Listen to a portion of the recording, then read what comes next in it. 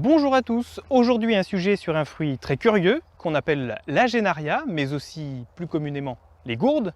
Je vous invite donc à venir les voir au potager extraordinaire en Vendée. En attendant, suivez-moi pour une petite visite guidée à l'intérieur du tunnel. Ces fruits étonnants sont de la famille des cucurbitacées, les plantes de la famille de la citrouille.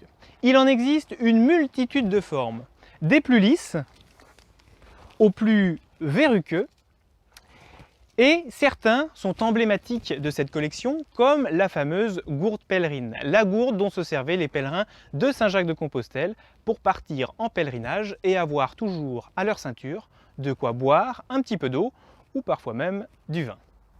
Autre curiosité, ces plantes font des fleurs blanches, tout simplement parce qu'elles sont pollinisées la nuit. Et pour être vues la nuit, le meilleur moyen, c'est le blanc pour réfléchir la lumière de la lune.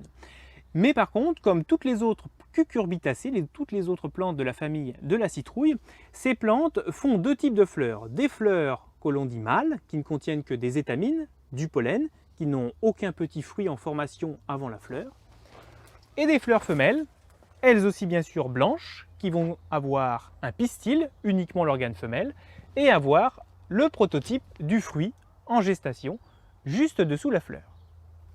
Certaines variétés sont plus longues, comme la fameuse Spreckle Snake avec sa jolie marbrure verte et blanche. Une de ces gourdes longues, que l'on appelle serpent de Sicile, est traditionnellement consommée en Italie, accompagnée d'une sauce tomate. Mais attention, toutes les courges ne se consomment pas.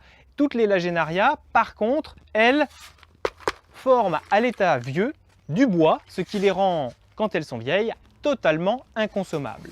Un inconvénient qui peut rapidement devenir un avantage, puisque pour certaines variétés, comme des variétés beaucoup plus rondes, eh bien cette dureté va nous permettre de réaliser des choses étonnantes, des instruments de musique ou carrément des ustensiles de cuisine, comme des bols ou des saladiers.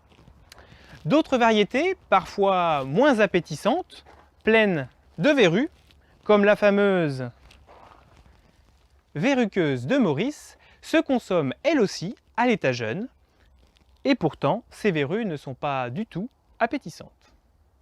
Voilà, vous en savez un peu plus sur ce fruit étonnant et curieux. Vous pouvez bien sûr venir voir la collection nationale de ce fruit au potager extraordinaire en Vendée. Et pourquoi pas vous essayer vous aussi à cultiver ces fruits étonnants en achetant des graines sur lejardindescurieux.com où vous en trouverez plusieurs variétés.